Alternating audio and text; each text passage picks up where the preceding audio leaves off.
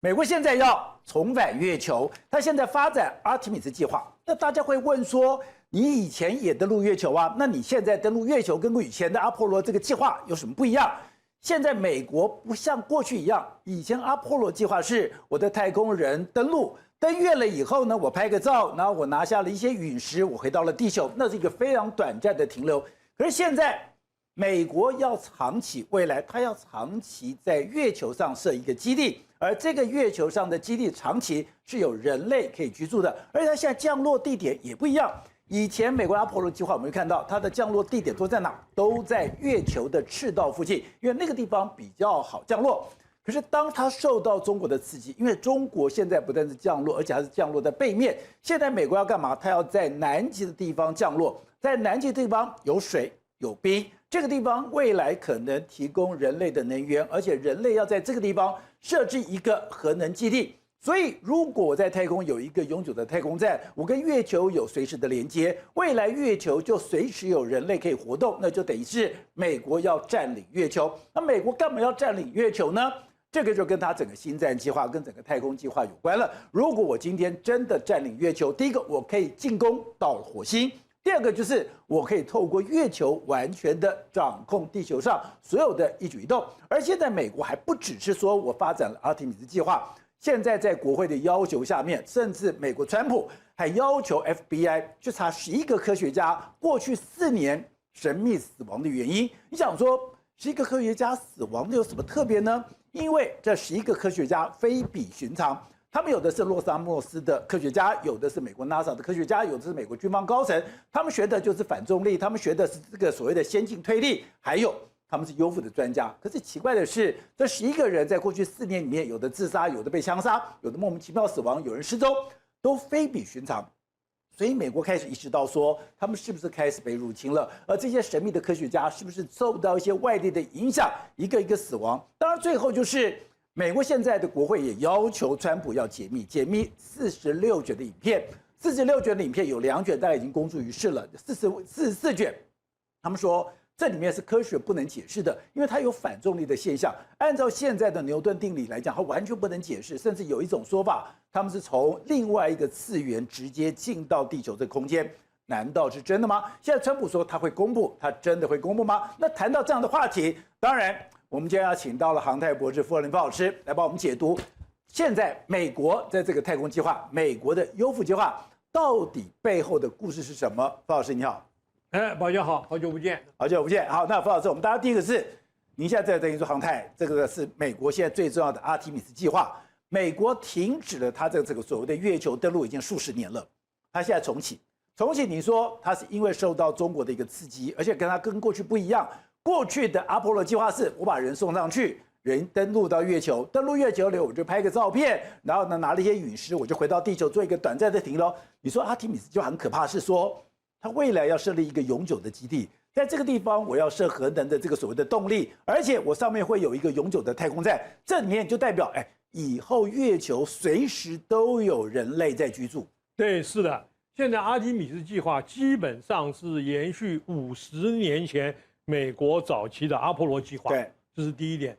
第二个，既然它延续，你为什么不把阿波罗以前的高科技拿来站在高科技上面再 advance 再进步呢？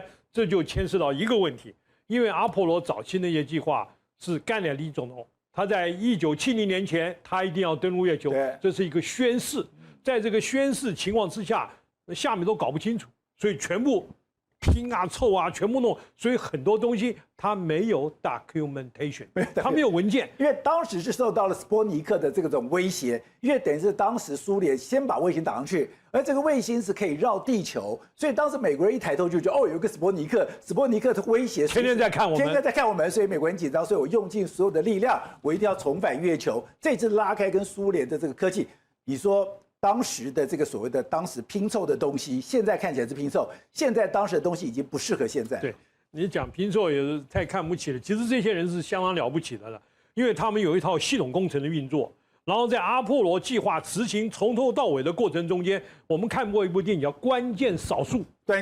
它所有东西现在都用 computer 在 run， 以前 analytic solution pencil and pen 算，所以很多东西不会，它完全是在2个界面之间，通通是算出来的。所以算这种东西就耗时间嘛，而且算不错，算的不对，不是要重来一次。你 computer 现在电脑，比如说我们现在用 MATLAB 算控制的东西，以前2小时做4题，现在2秒钟做4题，所以完全不一样的情况。所以第一个就 computer 进步，第二个就是它以前都是师傅打造，对。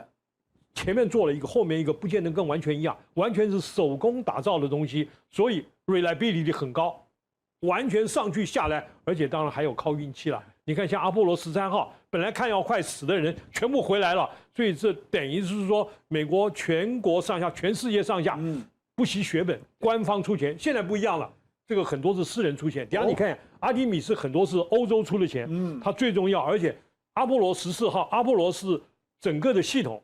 它整个的 power 只可以提供14天，去回嘛，10天嘛，14天嘛。它 power 只有14天，14天。那过了14天就没有啊，燃料电池啊，所以就没有了。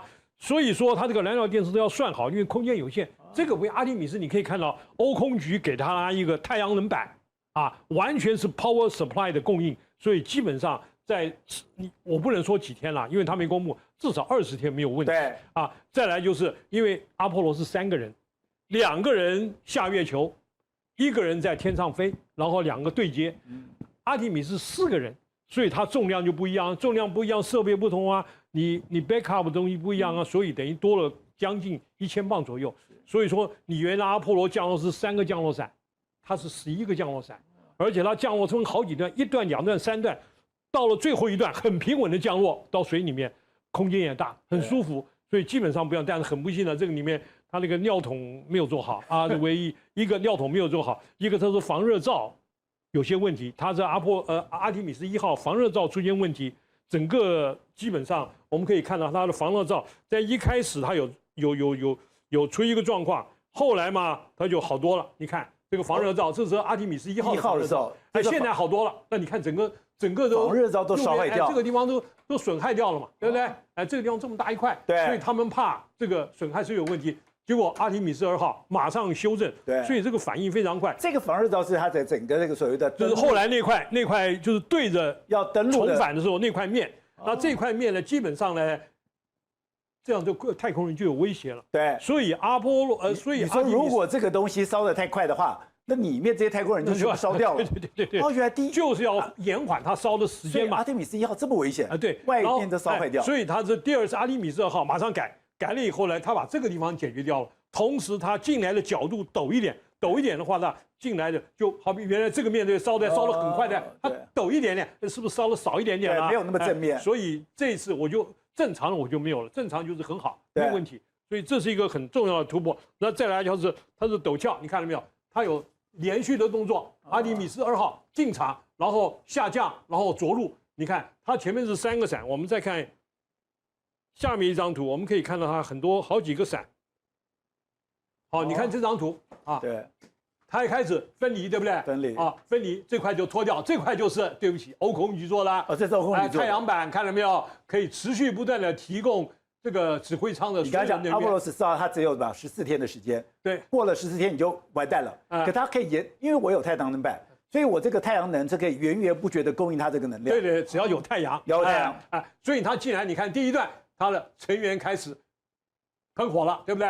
它 reentry 开始喷火，然后在40万英尺的时候啊，将近100多公里了，然后它开始重返，开始火烧，所以这个防热罩呢，基本上它就要保护了，对不对？防热罩就在这个时候。所以这个地方抖的时候，防热罩弄完了以后，这个盖子脱开来，然后这个地方在36000英尺，36000英尺的时候呢，它开始要做一个喷射动作。喷射动作啊，这盖子打开来，它有3个小伞，2个小伞先出来，2个小伞出来以后呢，让它先很快的减速，然后到这里中间又有一段，又出来好几个小伞，对，最后才3个主伞出来，最后降落在5000英尺的时候呢，这啪断掉，然后 slash 开始降落，对，所以整个的过程比阿波罗计划的太空船的着陆要非常的精准，更准，精准，而且存活率更高。而且刚刚讲的，他这也说这一次是吧，不是美国这个所谓的单打独斗，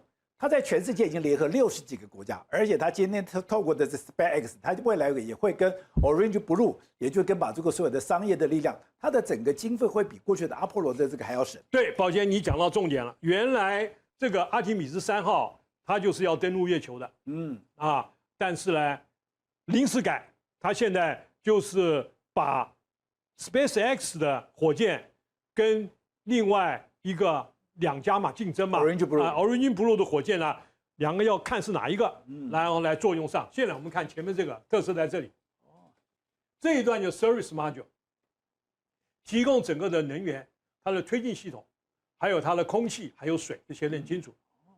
它有6000磅的推力，对，有8个辅助系统。哎，这个阿提米斯，这个就是原来没有的，阿波罗没有的，它可以万一下面火箭不行，它可以逃生逃生系统。然后这个就是4个人做的系统，然后这个就是欧空局，看到没有？4片不同的太阳板，然后提供整个的空气 water 控制 thermal propulsion 跟 power 那么我们看这一张呢，下面这一张呢就是比较清楚了。这张图看起来，你看4个板很清楚。ESM 这是欧空局 Airbus， 所以它所以阿提米斯里面还有 Airbus 的东西。对 Airbus， 所以表示说这个法国的东西基本上来讲法国还蛮厉害的。对，而且他肯出钱，所以这个阿波罗是从头到尾都是美国人纳税钱，那基本上讲起来，所以我们可以看它的整个的计划这个是阿波罗，这个是阿提米斯的这个火箭注意这2个火箭看起来是不是很面烧？这是 Shuttle 太空梭的2个火箭，太空梭不是因为死了8个太空人吗？所以说后来觉得人命关天，可靠度太差，而且每一年原则上要重返24次以上，更达不到嘛，因为花钱，所以废掉了。废掉以后还有很多剩余的可用品。这就是剩余的可用品就发动机，发动机。然后这个是主火箭，有4个引擎，它的推力整个比起来比土星5号还要大至少15%。当然跟那个SpaceX 的那个 Starship 还是差一点不过那个还没有出来，这个是已经出来，而且实验成功。这里面出现很多个问题。原来是2022年要飞试的，结果一直拖到2026年，然后2026年飞的时候呢，就是今年又氧气氦气又漏，又很多气体漏，一漏就很糟糕了，所以解决问题才飞然后这个里面1号、2号、3号、4号、5号，第1号已经完成了无人的，然后整个走一遍，从地球到月球走一圈 ，OK 8字形 ，OK 没问题，所以成功。然后所以说现在2026年呢。阿提米斯2号开始了，有4个人在上面了，4个人在上面呢，也绕一圈回来。这个是原来阿波罗13号宝剑，你记不记得？它曾经失事了，对不对？失事过，所以说利用月球的引力场，啪回来，带回来那个时候是号称是离地球最远的3个太空人。对不起，这个记录被他破了，他更远，他绕得更远，然后走一圈回来，这是第2个也成功了。所以这次阿提米斯虽然没有登陆，可到我们看这张图，就是说。你这样绕一圈以后，它是绕着整个月球环绕了几圈之后，它才回到地球。对，然后基本上也是差不多20天嘛，最多9到19天。对。然后阿波罗差不多10天之内嘛，因为所以表示说这个也是它的一个突破，因为它有太阳能可以待更久太阳能板没有问题了。所以阿提米斯3号在基本2027年中就要开始执行。那这里面就是有很大的突破。原来阿提米斯3就是要登陆月球的结果后来临时大概就是在去年下旬跟今年的上半年，就现在这段时间，突然决定要用宝剑你刚刚讲的用 SpaceX 的火箭在中间对接，然后上去然后就是等一下我会讲这个细节。然后这个3号，我们如果希望能够成功 ，SpaceX 跟 Blue Origin 成功的话，那么2028年年初就要登陆月球。这个登陆月球是自从阿波罗计划以来第一次。这个里面可以看到以前登陆月球的那些11、12等等那些东西都在上面，所以表示美国登陆月球是真的，不是在好莱坞的影棚里面出来的。好，那里留下的东西他会去看一下。最后一个是2028年的年底，可能到2030年要用核子基地。然后这个里面你可以看到，这个里面我是觉得安定。为什么？因为在这段时间哈，宝杰，我的导播可以这样，这边刚刚讲阿提米斯5号的时候，我不是人上去而已。刚刚讲我在人上去之后，我到了这个2028年的年底的时候，我还要在上面弄一个月球基地。这个月球基地我已经不是做一些检测设备，我是把整个核能设备放在那个地方去了。好，你可以看到阿提米斯3号啊，这个就是 SpaceX 的火箭，这是 Blue Origin 的火箭。对，他们希望在空中对接以后呢，不用 NASA 的火箭，利用这2个火箭把太空船送到月球。因为这带的东西多啊，它要建立基地啊。以前阿波罗是这么大，它现在是16米的52米。以前我们看到的是阿姆斯壮，你是用这个小小的登陆体，登陆到了月球。对，你未来这个比例也差太多了吧？对，你用这么大的东西，对，我就可以装很多东西，把它放在月球。对，所以刚刚讲的我的核能设施就是放在这里面。对，然后那个 Blue Origin 就稍微小一点点了啊。然后他们希望呢，在月球上面建立整个的基地，用大量的太阳能板，然后产生能源提供它。为什么呢？我们可以看到这张照片，这是他准备着陆南极的地点 Source Pole， 还有2个备案地点，现在还不知道。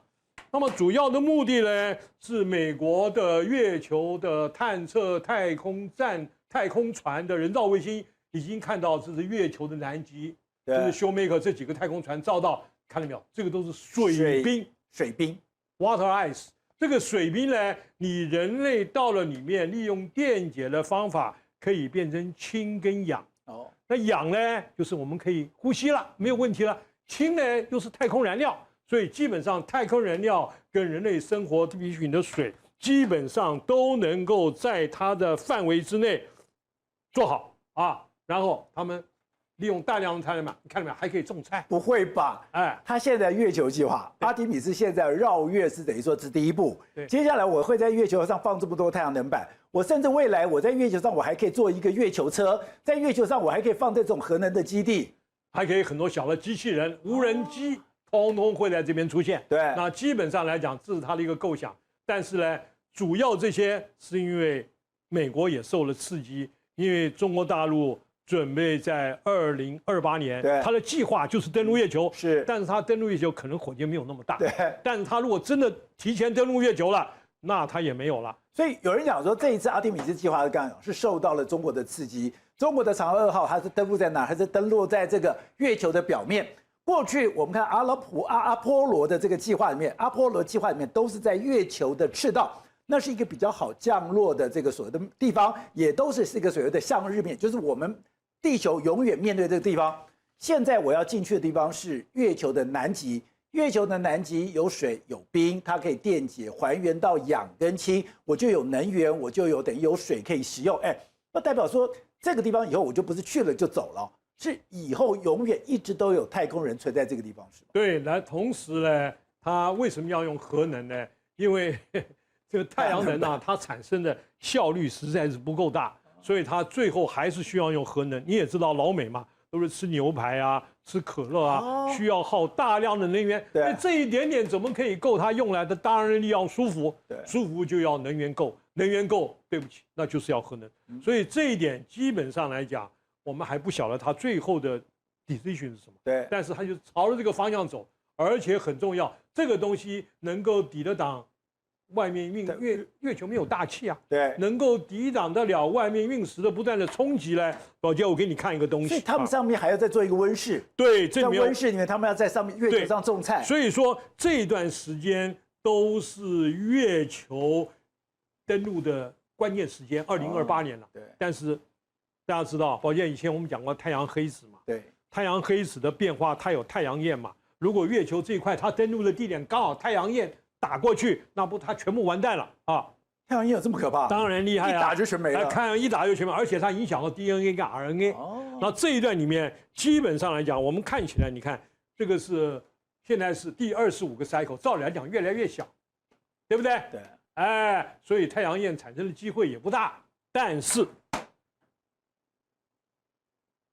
这边有一个很特殊的东西，这个可能外面知道的人不多，就是太阳黑子太阳的 activity 虽然是25个 cycle， 但是一个叫做 Glisenberg cycle， 每100年一个 cycle，这个 cycle 是逐渐增加。所以宝剑，你有没有注意到太阳焰最近蛮大的哦？而且太阳一大，还有一个，你会不会发现到我们的空气也不是很好啊？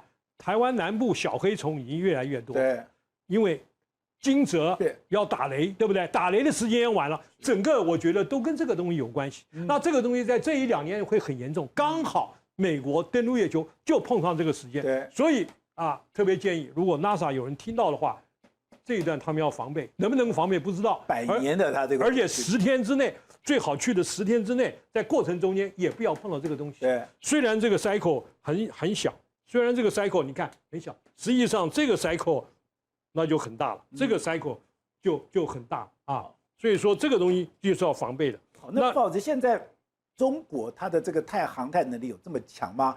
现在它已经可以登陆到月球的背面，它的这个所谓的车子也可以在上面行走了。现在中国已经威胁到了美国的这个所谓的航天的能力吗？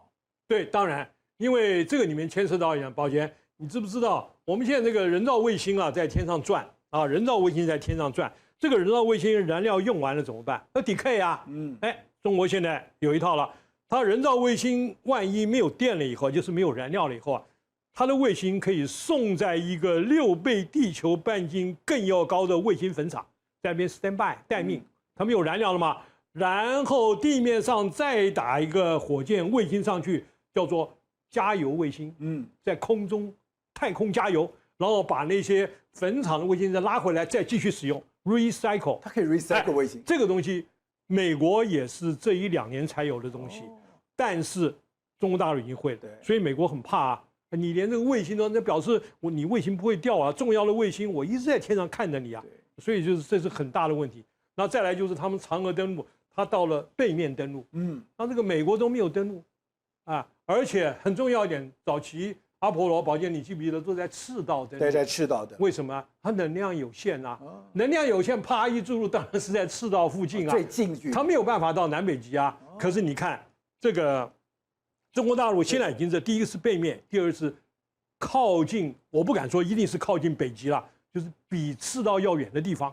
那现在阿提米斯讲明了，我就知道登陆南极，又有水兵，对，又有水兵，不止南极了，北极可能也有了，只是它照到是南极，所以这都是中国大陆跟美国要抢第一。原来是苏俄跟美国抢第一，现在中国大陆跟美国抢第一。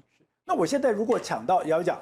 这是一个中国跟美国的太空争霸战，因为现在如果我不去占领的这个南极的高地，我不去占领这个区域，如果被中国占领去的话，中国可能会封锁这个地方，有可能封锁吗？那现在如果说这个美国现在抢占了，刚刚讲我不是只有去的我就要回来了，我在这上面我要有核能设施，我在这个地方我要有这个所谓的太阳能板，我在这个地方有人要长期居住，这个对它的太空的争霸，对于所谓它的控制整个地球有关系吗？对，这个就是所谓中国大陆的布局就是要考验美国跟中国大陆它两者领导人的智慧，看看他们怎么下这个棋。因为2028年很快就要到，2028年很快就要到，在2028年的时候，是不是能如美国所愿？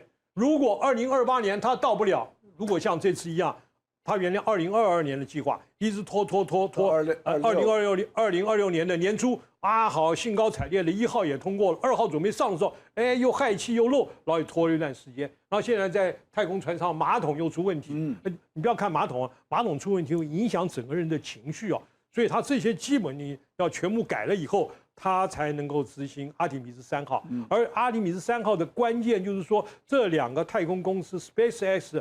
跟那个 Blue Origin 基本上能不能够配合它的时程？如果不能配合它的时程，那对不起，那就跟阿波罗计划差不多的，这个小小的去。那这样的话，如果中国在这时候抢先，或者左右，那对美国来讲颜面，因为川普是一个很好面子的人，这个后续我们就不知道怎么演变了。好，那现在它变成是一个进可攻退可守的一个计划。也就是说，我今天如果占领了这个月球的南极，按照原来的2028，我现在阿提米斯4号，我可以在那边登陆，登陆以后，我的太空人可以进到那边，然后接下来我的所有的设备可以再进去的时候，他说，第一个，我可以从那个地方建立一个太空高地来去进行我的这个星战太空站的计划。第二个就是，那会变成了一个进到火星的起点，也就是我如果直接到火星。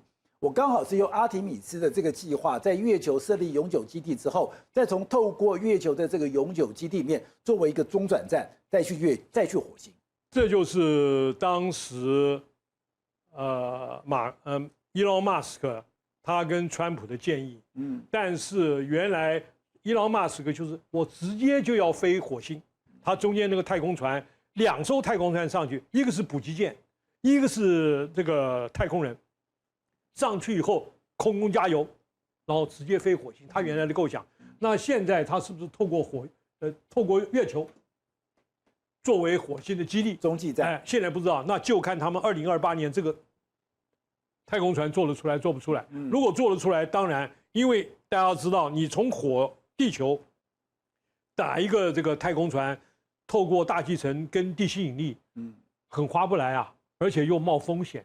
我一个东西上去以后，全部都是在这边中继站休息，就跟我直飞纽约，我在阿拉斯加休息一样。所以人各方面都比较 relax 一点嘛。所以这个是他的构想，但是构想能不能实现，就看2028年是不是能够赢得这一局。非常谢谢您的留言，而您的留言我们都会来仔细的阅读。我们非常谢谢施娜77，你说谢谢我们的制作团队的精良内容，他小小心意，我们也感受到你的心意，我们也会努力的来制作您喜欢的一个内容。那我们也非常的感谢这个是 Bo Dream Came True Bo。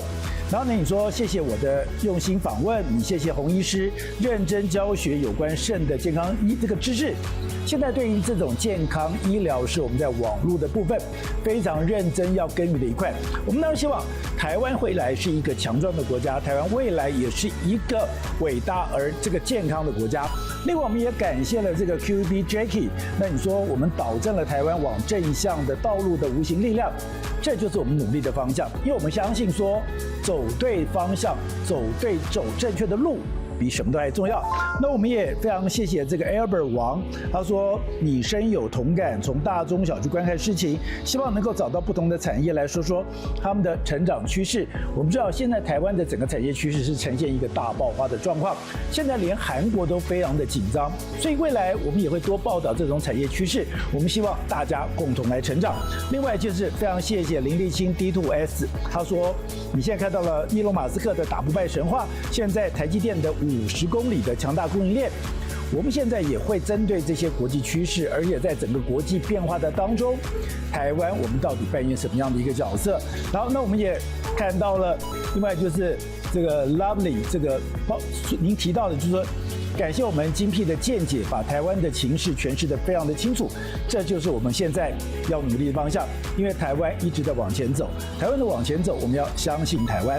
另外就是这个所谓的7-5里面，你特别就是感谢，我们也感受到您的这个对我们的肯定。我们真的非常谢谢。另外就是这个蓝静，您说谢谢我们制作优质的节目，他是一个退休人士，支持台湾。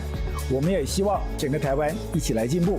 另外就是这个 Boy K， 然后呢，你说谢谢我们提供这个内容，然后您说您是政大传院的学生，那我们也非常谢谢你喜欢我们的节目，我们也会非常努力的来感谢您对我们的一个喜爱。另外就是 Kenny KH4TC， 那你说很久没有看到宋老师了，那就宋国成宋老师。那你当然我们在两岸国际之间，我们也会多做这样的一个报道，甚至就是一个 Helen Pan。然后呢，你说谢谢明老师，明老师是我们非常重要的访问的来宾，未来他也会定期来上我们的节目。非常感谢你们这个喜欢我们也会非常认真，我们非常感谢，因为这么多人喜欢我，对我们来讲那是一种责任，那也是一种我们需要的这种所谓的使命，我们会好好的把这些工作做好，谢谢。